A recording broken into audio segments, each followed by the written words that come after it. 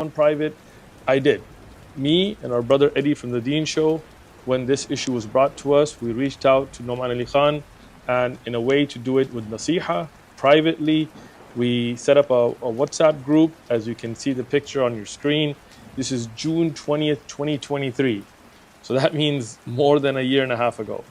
And we invited him and he joined the group, and he said he wanted to bring some experts. So he brought 2 more people in who I don't know personally. One he said was a faqih, and one he said was a hadith scholar, to review the evidences. And all the evidences that I'm going to present to you, I presented to them in the group. The response was not academic. He'd leave the group and say, you know what, I'm going to stick to my opinion. No response. So I gave him a year, and our brother Eddie from the Deen Show is a witness to this, that look, review the evidences. If you have evidences, show them to us and I'll change my view. But if you don't, then go around making videos and posting about why music's halal without understanding the issue from an academic perspective, and bring any experts you like. All of them left the group with no responses. So I waited a year. It's been a year and a half now. So now we're going to address the issue. Our brother Noman Ali Khan, he said, I understand the prohibition of music. I really wanted to grasp it. And there are several ahadith that talk about this issue. And the problem with me is I the limit of my area of expertise. I am not a specialist in hadith by any stretch of the imagination. I'm a student of hadith for my own benefit, but I don't talk about it public. I don't lecture on it because that's not my area of expertise or my area of research. No, it's very important. You heard what he said. Again, I appreciate the fact that he recognizes his field of expertise, but then he goes on to do exactly what he said he doesn't do, which is talk about hadith, criticize hadith, which are in Bukhari. And again, so why would you do that if that's not your field of expertise? And to say that I spoke to a hadith scholar, but I can't mention his name, and he won't say it publicly, and this is not valid. This is not the way Islamic academics work. He continues. My area of research is Qur'an. So my first question was, where is music talked about in Qur'an? Nowhere. It's not there. The one place where you can argue it might be there is Surah Luqman. So then the ayah would mean among the people is someone who purchases music. So now all of a sudden, this became a Qur'an studies issue, right? But Ibn Abbas radiallahu anhu has an opinion, and there are several other Sahaba who have several other opinions. And fun enough, the opinion of Ibn Abbas radiallahu anhu that's recorded in Ibn Kathir is not authentic. The chain includes someone who's considered a drunkard. Here's the problem. You see, in the beginning, he clearly said that hadith is not his field, and he doesn't talk about hadith, and he doesn't criticize hadith. And then he goes on to do exactly that. And to say that chain has a drunkard is a very harsh criticism of a hadith that is no doubt authentic. And I will prove it, inshallah, in this video, with scans of each book, evidences, chains, and all of that. You can't say I don't know about hadith and then criticize hadith and call narrators drunks without even mentioning who they are. Which narrator? I asked him this on the group. Which narrators are drunk? I'm going to show you the chain and go through each narrator and show me where is the drunk. Okay? And it's not just one chain, and it's not just Abdullah. And if other Sahaba mention other things that would also be included in useless or weighing talks, doesn't mean that music is not included. It's not a contradiction here. Now, let's take this from the top. Let's take this from the Qur'an itself. In the tafsir of Ibn Abi Hatim, which is one of the earliest tafasir, he mentions the chains that mention from Abdullah ibn Abbas, from Qatada, from Mujahid, saying the Lahu al-Hadith in Surah Luqman is a reference to music. So in the Quran, it does mention this. Now, what I want to show you here, this is Mawsu'a Tafsir al-Mathur, which is a collection of all of the narrations from the Prophet ﷺ and Sahaba and Tabi'un and later scholars about the meaning of the Quran with chains and narrations checking. In it, not only through a single chain, now please look at this, from 6 independent chains from Sa'id ibn Jubair and other Abu Salih and other students, Atiyah and Mujahid and Dahak and other scholars who took this knowledge from Abdullah ibn Abbas, all of them with their own independent chains. They mention Abdullah ibn Abbas held this opinion. That means it's not like a single chain. These are 6 different chains, authentic, right there on your screen. Now, look at the next page that we have here. Again, from Abdullah ibn Abbas, and he mentioned this authentically, from Hassan al-Basri, from Ata, other ulama from the Tabi'un, they all took this to mean that this is a reference to music. It's not just Abdullah ibn Abbas, who, by the way, was from the greatest scholars of hadith, greatest scholars of tafsir, the one that Rasulullah sallallahu alaihi wasallam said, may Allah give him the understanding of wahi. So when Abdullah ibn Abbas has an opinion in tafsir, authentically established, we definitely take this. But the other Sahabi that I'm going to mention here, Abdullah ibn Mas'ud, from the great scholars of Sahaba, from the one that Rasulullah sallallahu alaihi wasallam said, take Qur'an from him.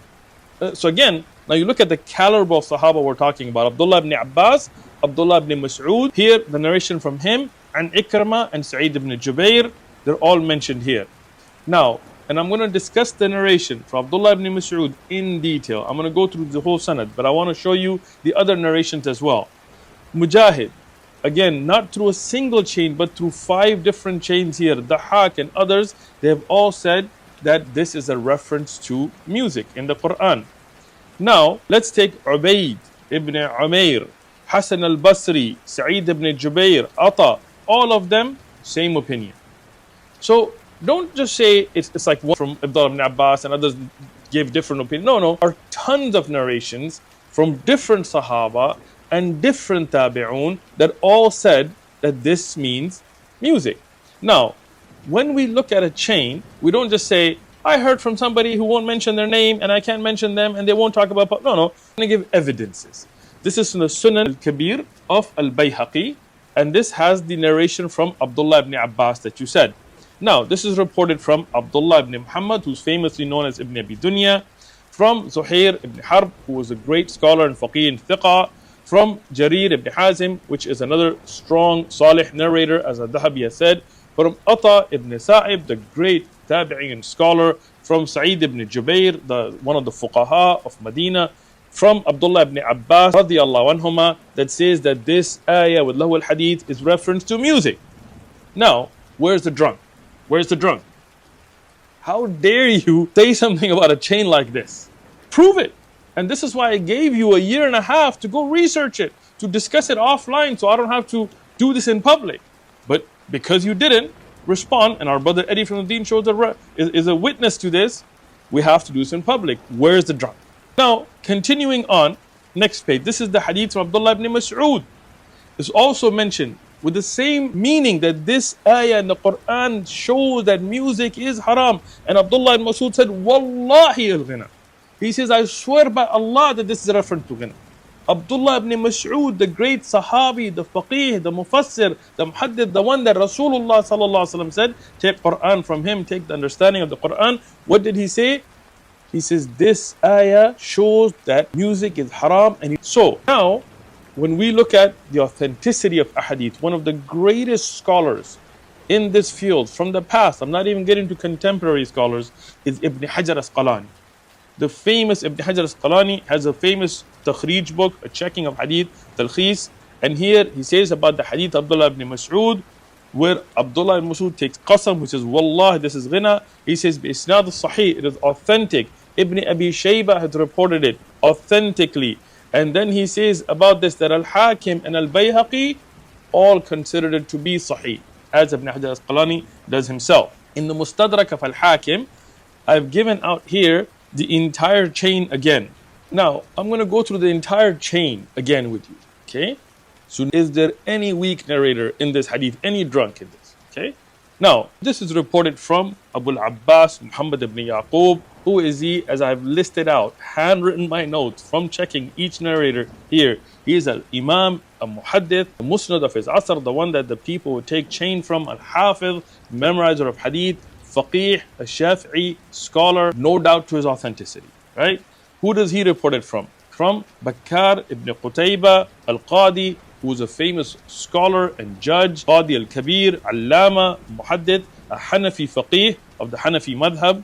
Who does he report it from? Safwan ibn Isa al-Qadi, again a scholar, somebody who was a judge, and Abu Hatim said about him that he's salih. Muhammad ibn Sa'ad said that he's thiqah and salih, that he is a strong narrator and a qadi, a Islamic judge.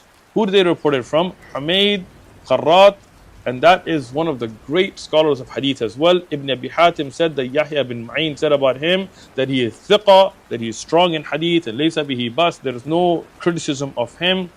Now, if we continue, he's from Ammar, from Sa'id ibn onwards, all reliable scholars of hadith, all the way to the Tabi'un, from Abdullah ibn Mas'ud, who said that this ayah, wallahi, is referencing to music, and Al-Hakim also said that it's authentic, and Al-Dhahabi agreed with it. So, where's the drunk, right? No doubt, not through Abdullah ibn Abbas, but Abdullah ibn Mas'ud and other Sahaba and a great number of Tabi'un authentically said that this ayah includes the tahrim, the haram of music. It is in the Qur'an. Now, are there hadith? Our brother Nu'man Ali Khan said, Okay, there are these hadith. Dr. Akram Nadwi, tell me about these hadith. None of them reach the degree of sahih. Now, again, when you're talking about hadith now, when you just said you're not going to talk about hadith and this is not your field, again, that's disturbing. This hadith that you're referencing is in the Sahih of Imam al-Bukhari. Some of the ulama said it's mu'allaqan, that it's not a part of the Sahih itself, as mu'allaq is usually a hadith that Imam Bukhari uses in his chapter titles without the chain. But if you look at the hadith here, it actually has the entire chain. Even Imam Bukhari says qala here, referencing the beginning of the sanad, it does not mean that it's mu'allaq in the sense that he doesn't include it as a part of his Sahih.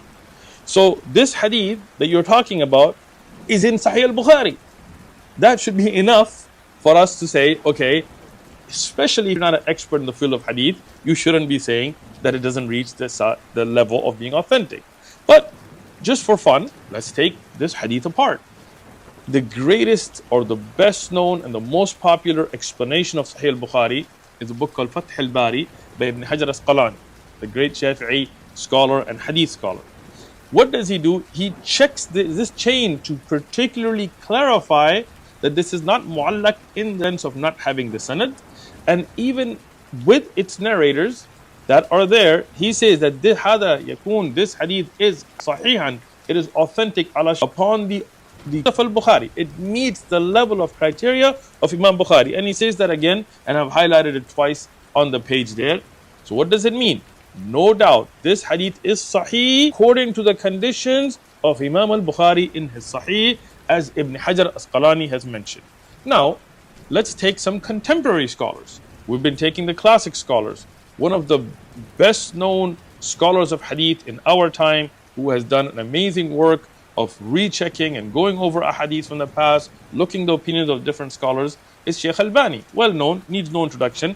In his Mawsu', collecting the hadith that he graded to be sahih, this hadith is there. Obviously it's in Bukhari. But he discusses it and he says this hadith is sahih. So Sheikh Albani thought it to be sahih.